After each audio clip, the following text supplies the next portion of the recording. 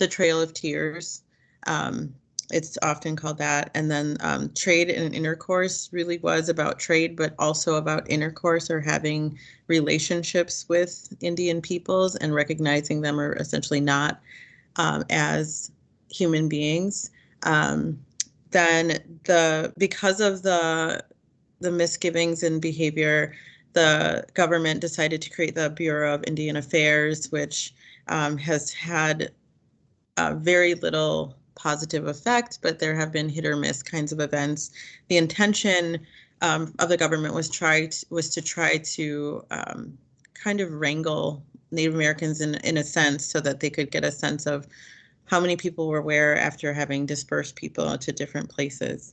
But then you can see the Indian Removal Act goes in the middle of trade and intercourse and came right after the creation of that bureau to really remove and move the indigenous people over and out. So we'll go over that in just a moment. Next slide, please. So this is that Trail of Tears that I was talking about.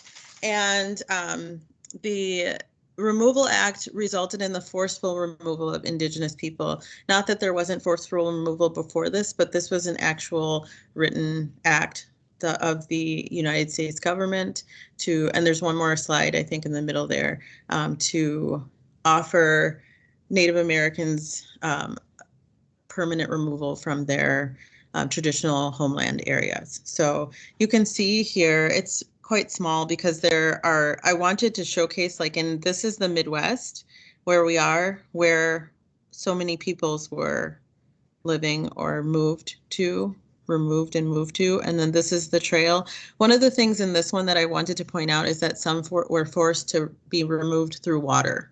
And so it wasn't just like a walking trail or something. This was a wilderness kind of event, and some individuals were forced to travel through water as well.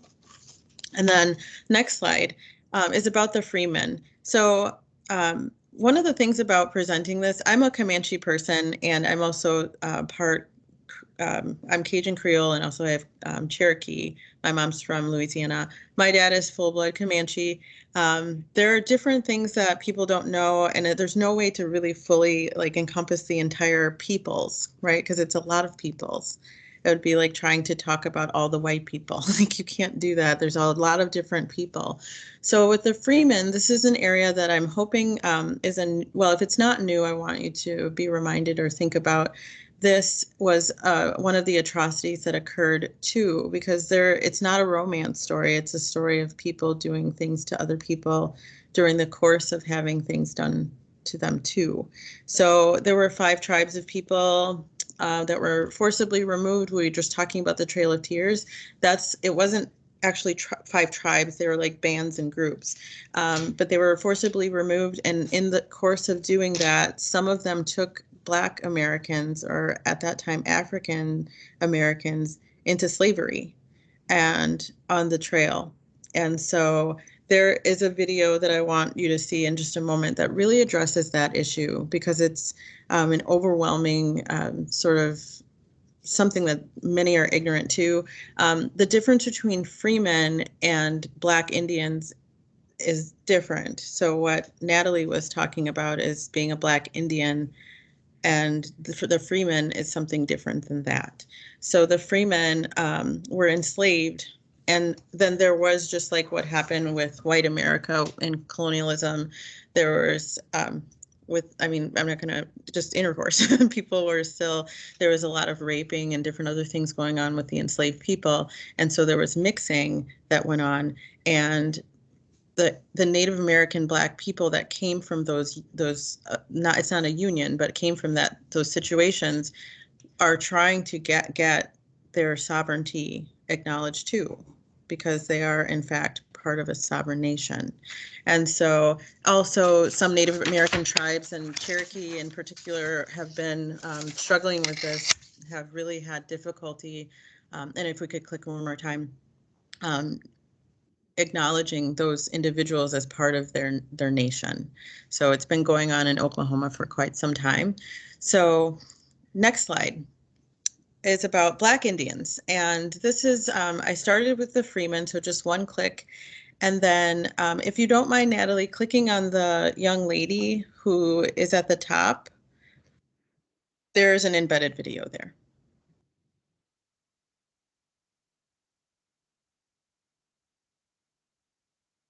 Google Fi, a phone plan by Google. End-to-end encryption, automatic secure calls between Android phones and Fi. Okay.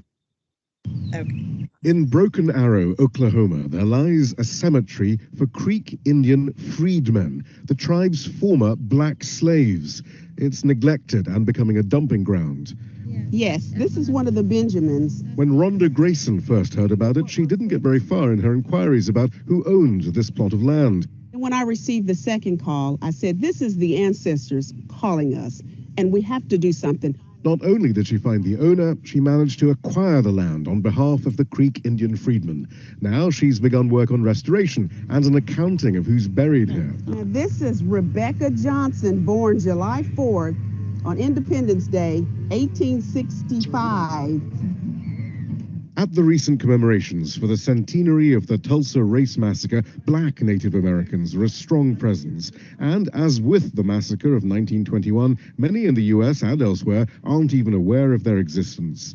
Some Native American tribes long accepted Black members. But in what's now Oklahoma, white settlers judged the tribes civilized because not only did they assimilate with the newcomers in dress and religion, but also in the adoption of Black chattel slavery. After the Civil War, the tribal nations abolished slavery as part of treaties signed with the federal government in 1866. Former slaves would be fully integrated and now known as freedmen. And there was full integration and intermarriage. Ligas Chotu Perryman even served as the principal chief of the Creek Nation between 1887 and 1895. We know that America Cohee was born in 1888. She is an original enrollee of the Muskogee Creek Nation. Rhonda Grayson's great-grandmother lived her whole life as a member of the Muskogee Creek tribe. But then in 1979, the Creek passed new laws decreeing that freedmen were no longer tribal members. The other tribes followed. Freedmen would lose their tribal voting rights as well as their housing, health, and other benefits. Everyone should be outraged that this could happen in 1979. Tribes argued it was an expression of their sovereignty. An 1866 treaty with the U.S. government should not be the final say on who was a member of their tribes. They should be. Sovereignty is fine, but sovereignty does not give you the right to discriminate against a people, and that's essentially what's happening. Grayson, who's been leading efforts to overturn the new laws, sees other motivations. It's about greed and it's about racism is the core of the entire issue. That's it. Efforts to pressure the tribes to reverse their exclusionary policies have been successful in the courts. In 2017, the Cherokee Nation was forced to abandon plans to expel its freedmen. Cherokees are people, and unfortunately in this world, there's still people who are racist. I think the vast majority of Cherokees are not. The U.S. Congress is getting involved, threatening to withhold funding if other tribes don't reverse course. And it seems to be working. Some say they will open a dialogue on the issue. But it is fraught. On the face of it, the federal government is overtly intervening in tribal affairs. However, since a Supreme Court ruling in 2020, the tribe's arguments for excluding freedmen have become shakier. The Muskogee Creek tribe argued for autonomy from the federal government. Its basis, the 1866 treaty with the federal government. And the tribe won. But it's that same treaty that gave freedmen full rights as tribal members. Bioma Edwards. The Creek are Grayson's tribe, and she's determined that freedmen members, both living and dead, will soon be able to reclaim their identity. Shia Bertansi, Al Jazeera, Broken Arrow, Oklahoma. Today, I'm going to show you how to make the survival food that saved America during the Great Depression. Oh, sorry. It's long-lasting without refrigeration and packed full of calories. And Sorry about that. That's where it happens. Let me get back to where I was. So I'll just interject here. Some of the information, just to kind of give a sense here, the uncivilized and civilized tribe piece, I don't know how many people were aware of that. My dad's family on that side, the Comanche, are considered an uncivilized tribe. because there was no assimilation and there was no slavery, among other sort of rationale for that. But I remember growing up in school, and there was a conversation about the civilized and uncivilized, and I didn't really understand what was being said there, but my dad was pretty open about being quite proud of being from a warrior group that was not, in fact, civilized, because the implications of that in Oklahoma, especially, which is there's a number of national museums there for Comanche peoples and other Native peoples, that it's openly part of the history, and we're proud of that.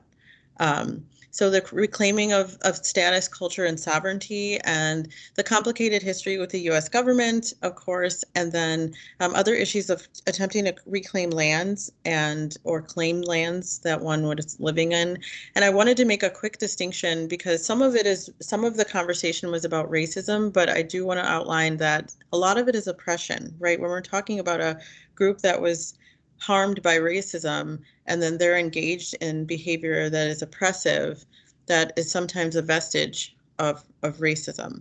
And so I think that it's important to distinguish that and make it really clear that it's really difficult to describe a group that was a victim and traumatized by racism as a racist group without, and I would put a period there, but it's important to have the conversation about what oppression is in light of that.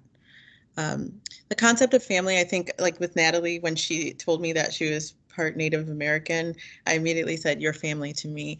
And it's an important part of our heritage, that if a person is recognized or recognizes themselves as a Native person, then they're recognized in that way with my people, as you are family with us. So because it's important to recognize this complex history with Native people and Indigenous individuals, that we indeed come from the complication of all of this.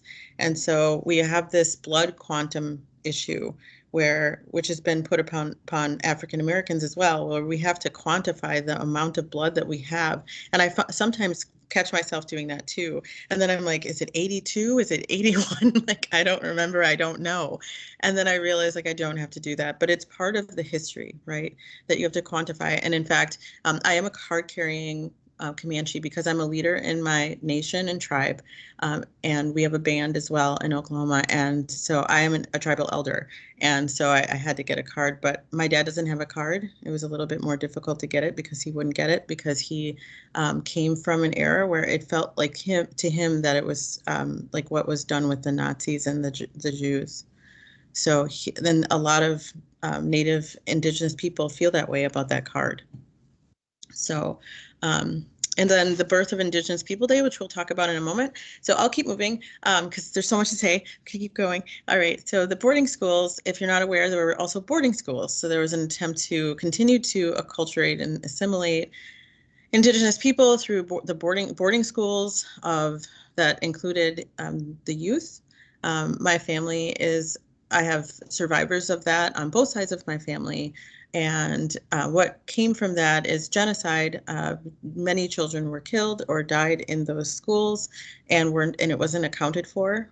And there's a traumatization of the culture. So I teach about this too, where culture was ripped from our Indigenous people, like other individuals and groups, including African Americans, right? And so from this came ICWA, which is the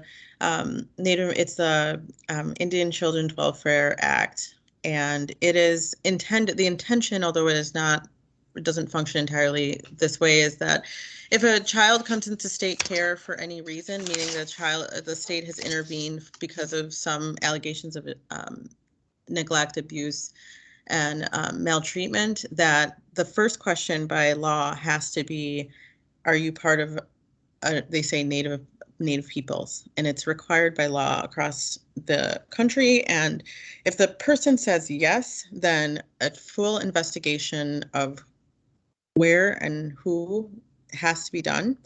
And then a contact with the sovereign nation needs to be made, and that nation can decide to take jurisdiction over the claim and govern it as they see fit. Okay, next slide, please. So mortality and consequences, I just wanted to make this clear that part of the traumatization, one more click, please. Part of the traumatization, one more click on this one, perfect, is mortality, increased mortality issues. One of the issues that is lower down now because African-American men have now taken the #1 slot is suicide at #6. Because it is not my turn to talk about African-American consequences. I wanted to point that out because Native American or Indigenous people have been #1 for. Hold on a second, Kim. I'm hearing that they're not seeing the slides any longer, so let me see if I can redo something here. Okay. Stop sharing. And I'm gonna go back to sharing. Hopefully. Can you see the slides now? Because I can't see any people, so. Oh, Bob can't see them. He can't still? I see the slides. Sonia, Yeah, I see it. Slides. Okay. I see. Okay, so it's just Bob? Okay, it looks like everybody can see them. Okay. Okay. Thank you so much. Okay, so we'll keep going. The housing and reservations. So I covered this so we'll go to the next slide, if that's okay. Doing stuff that. Can you see it? Perfect. Yeah, and then we'll just click twice because I have some language there. So, oh, I think I went to Wikipedia. This is. Yeah. Oh, that's not what I was supposed to do. Okay, that's okay. Just go ahead and stay there. That's fine. So what I have on that slide is that there are 326 reservations. I made this clickable so that you could scroll down or scroll through and see how many reservations are still active in the United States today. There are still 326 active in the U.S.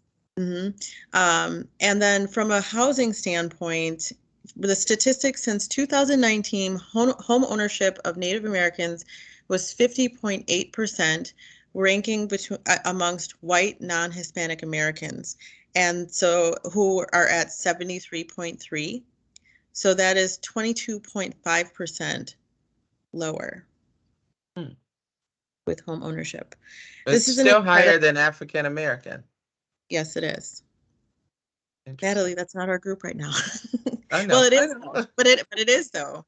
Yeah. That's okay. Sorry. All right. So next, I love it because I kept comparing the data too. All right. So for the next slide, I wanted to give some time to Thanksgiving. I don't celebrate this. It's not a holiday, and I wanted, yes, please, thank you. We'll just get right into the video. It's only 1 minute and 43 seconds. Except for this commercial.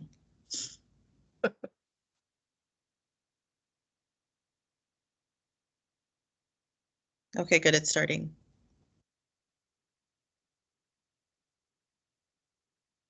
Oh, we can't hear it though. I don't.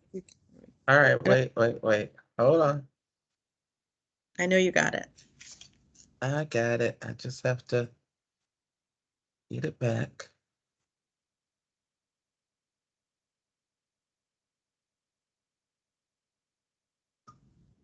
When I reshared it, I accidentally did not turn the sound back on. But here we go. All right, cooking with gas now.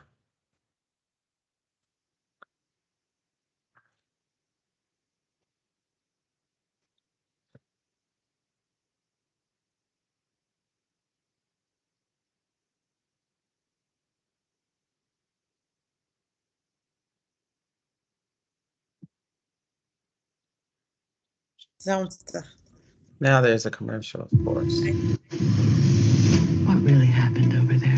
The plane crashed. Happy Thanksgiving, America. I'm Donna, and I'm here with my friends to tell you the real history behind this holiday. Growing up, I knew that what they told you in school about Thanksgiving wasn't true. That's not the true story. The true story behind Thanksgiving was after every killing of a whole village, These European settlers celebrated it, and they called it Thanksgiving. But it wasn't until Abraham Lincoln became president that it became an official holiday. He ordered 38 Dakota men to be hung for war crimes after the sacred holiday Christmas.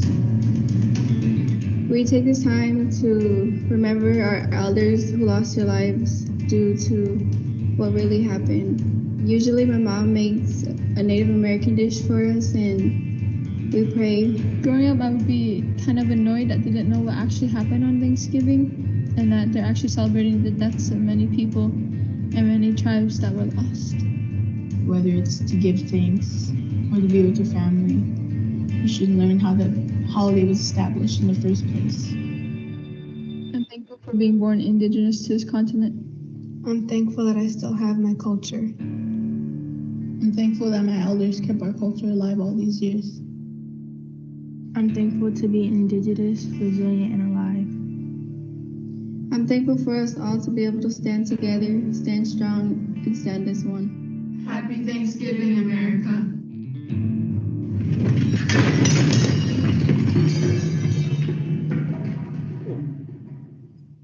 Powerful message. Yes. So I won't go deeply into the slide. I just wanted to talk about that, and that essentially there's this shift now. Can you hear me okay? Mm-hmm. So it is in fact a day of remembrance for people who are indigenous, and I have other friends who now celebrate that way now that they understand the events of that and that it's not really a holiday for most of us. So let's go on to the next slide, just in times for sake of time. The second last like informational slide is about commerce, and it's really about myths. So the Great Casino Myth and other tall tales. And this is just essentially that many people assume that Native Americans all have casinos or tons of money. I just showed you the information about the reservations, so I hope that you gather different information and also about how many people are actually homeowners. So that's not true. I did want to show another video, but just for the sake of time, those same girls do a lot of indigenous videos, and so it was a 3-minute video, but it's just talking about many of the myths that exist. So we'll go on to the next slide, please. This one. The next one, yeah. So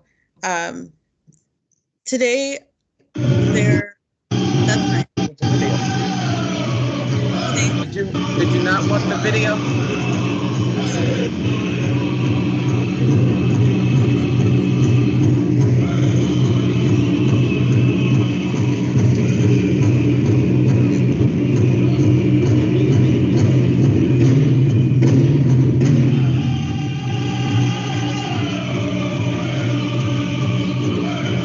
And then the last slide, please.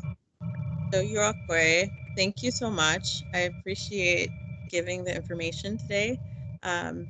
This is important to me. The two beginning was the war. It's really like it's not really a war dance, but it's a dance for the tribal men. And then this is the women's traditional. Growing up, I was in powwow and I enjoyed a life of dual traditions. And so I'm happy that I got to share this with you today. Thank you so much. Thank you so much for sharing. Thank you so much. Yeah, that was so amazing, Kim. You know, as a person of color, especially an African, I have. Okay, sorry. I have. Actually, it's embarrassing to talk about, but I was actually trafficked from Morocco, and my father is a tribal leader there. And there were people who were maybe related to me, but they were not family, who aided in trafficking me here. And, you know, I'm Berber, so I also have Siberian roots, and we are hunted like Pokemon still, unfortunately. And there are people who will never stop in their pursuit to kill, marginalize, oppress, and poison us as they poison still the air, water, food, and everything else in the reservations especially. And though I am Siberian, I see you as the same as me because all Native Americans are Siberian. And so we're a part of that extended family that originated in Russia.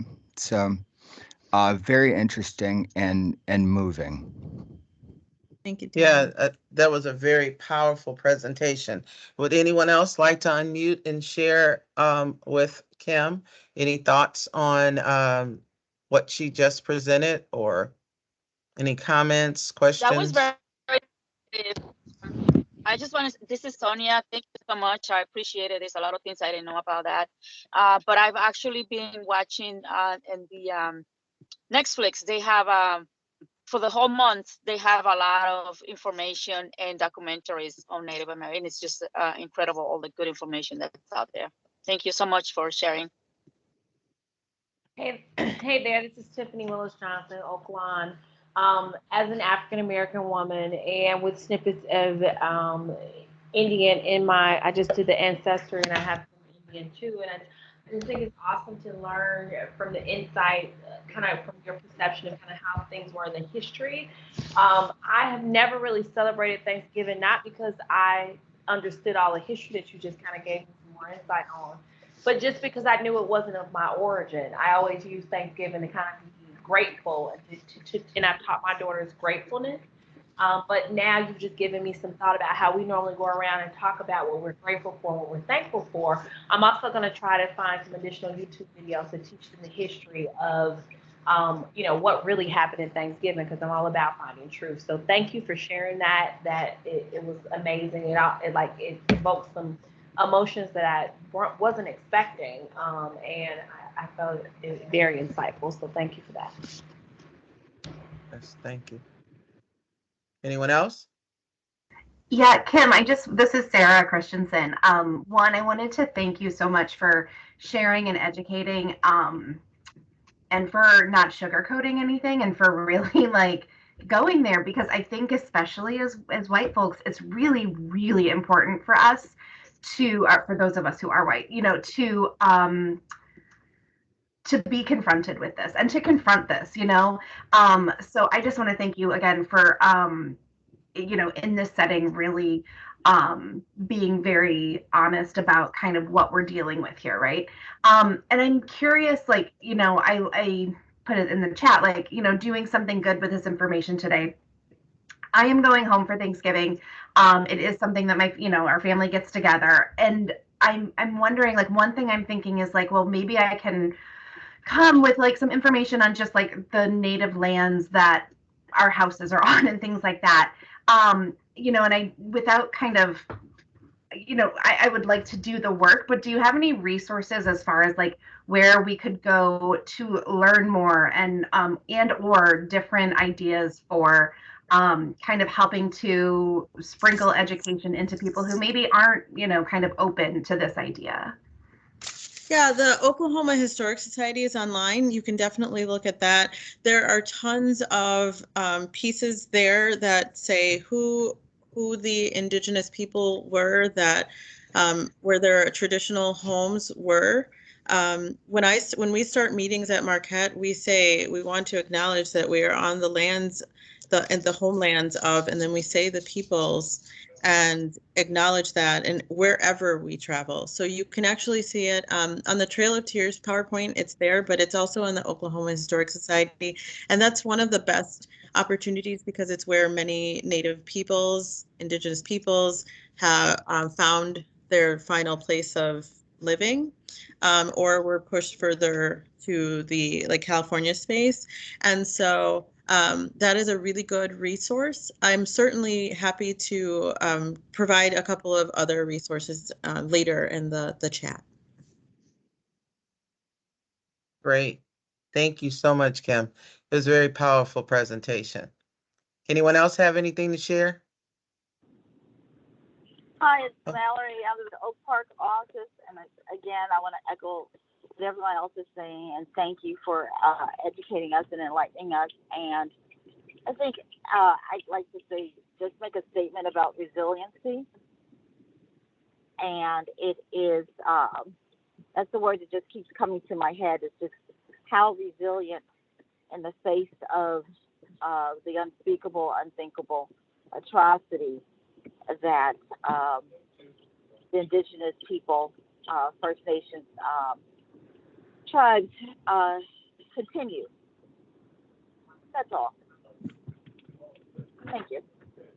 Yeah, that's one of the things that's so powerful about our council is that we have, you know, this entire year, even though this is our inaugural year, we have spent learning more and more about each and every one of us, our cultures, our history, our uh, concerns, our opportunities.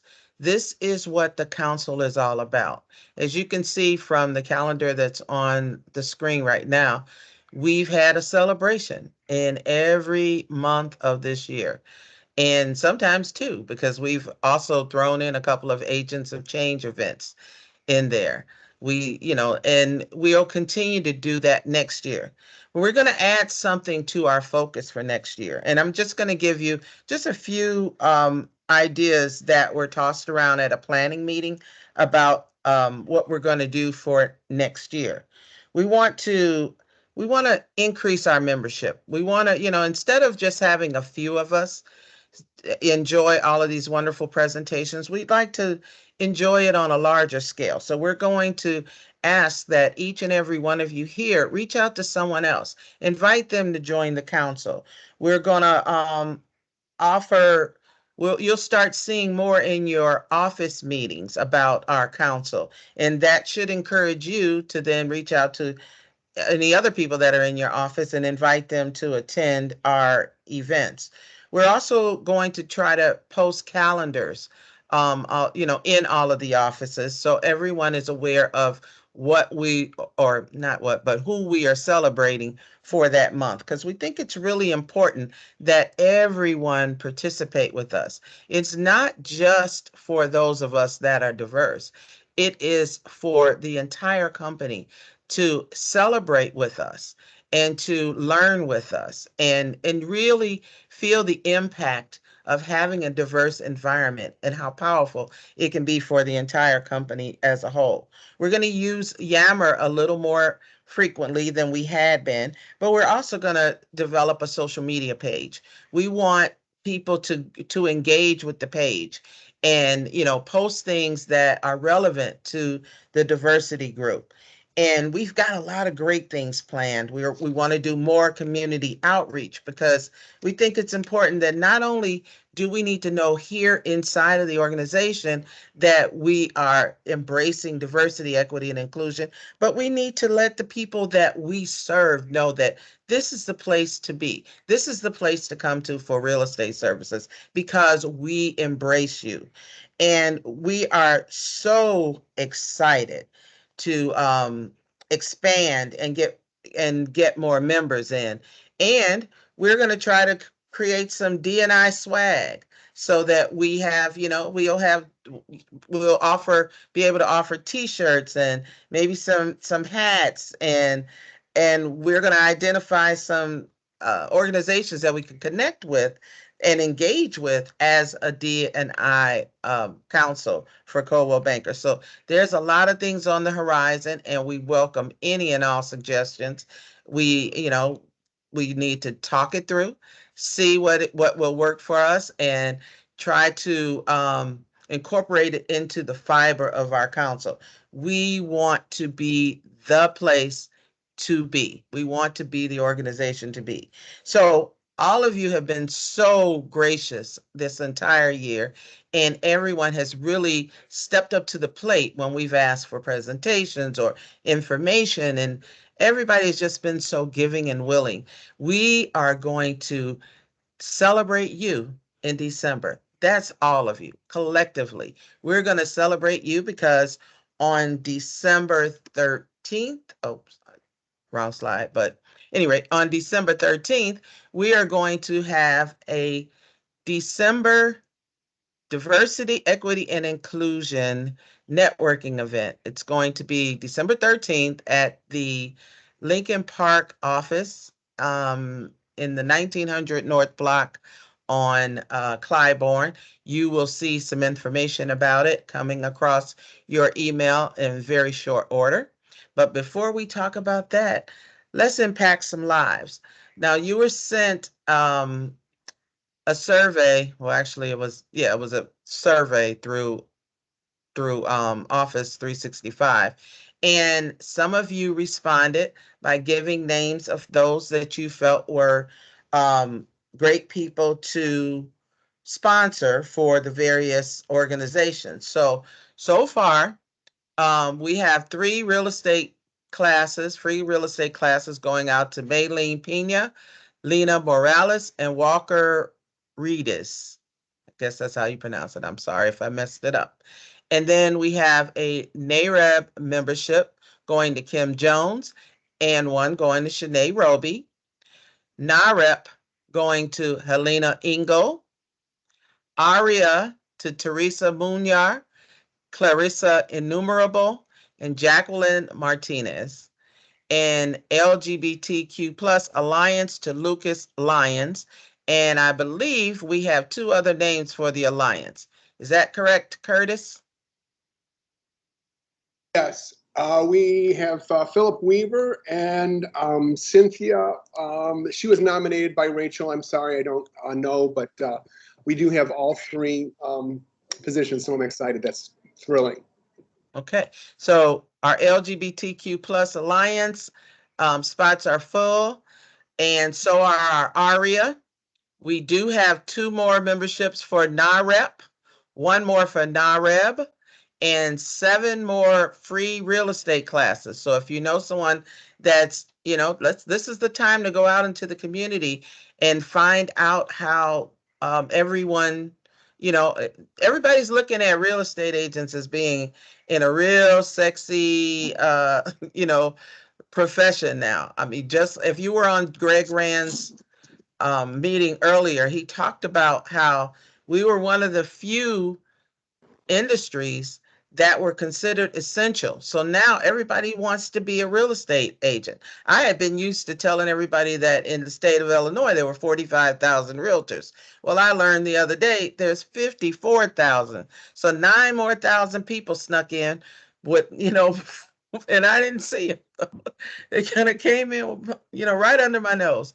But at any rate, I'm saying that to say that this is real estate is a great place to be. And you may have a lot of family members, you may have neighbors, friends, or what have you that are interested in getting in the business. Now, of course, we want to make sure that when they come into the business, they're going to be successful. But if they come to Coldwell Banker, where could they go wrong?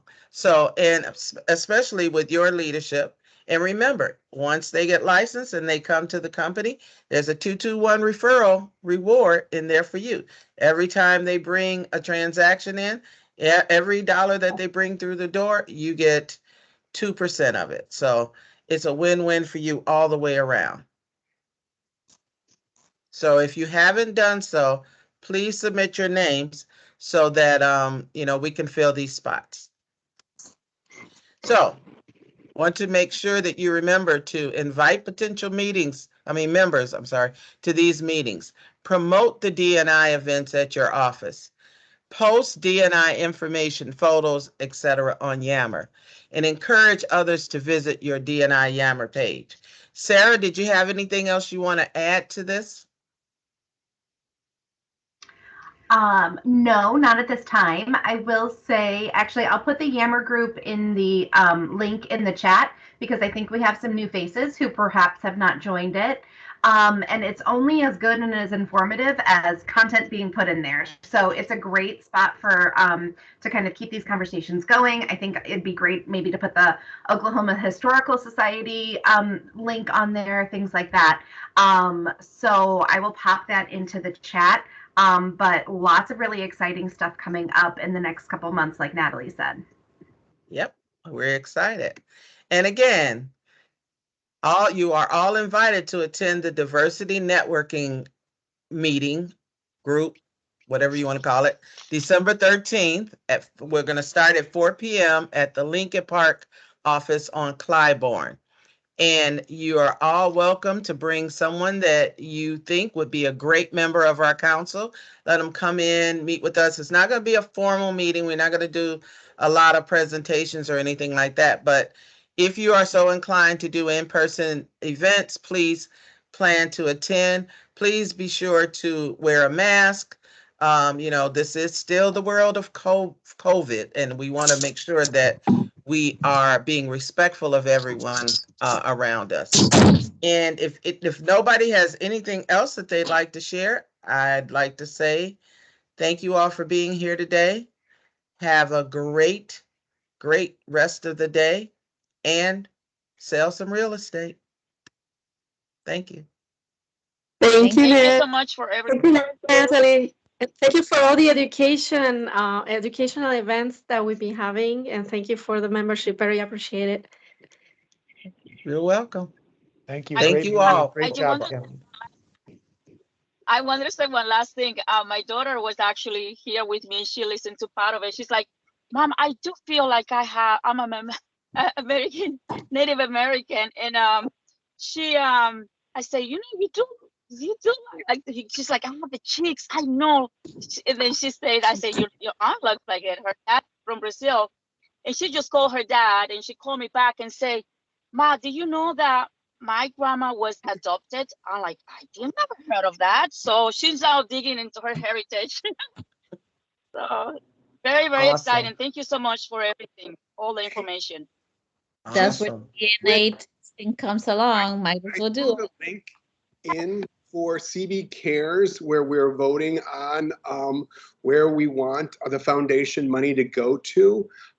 There is a Light Collective, which is a foundation for underage homeless LGBTQ and people that have any sort of abuse at home. It's all underage kids that are homeless. They've either been abused or been kicked out of their home for being LGBTQ.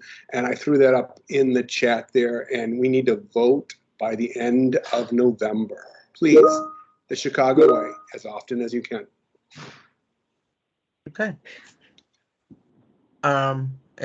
Kim, were you gonna say something?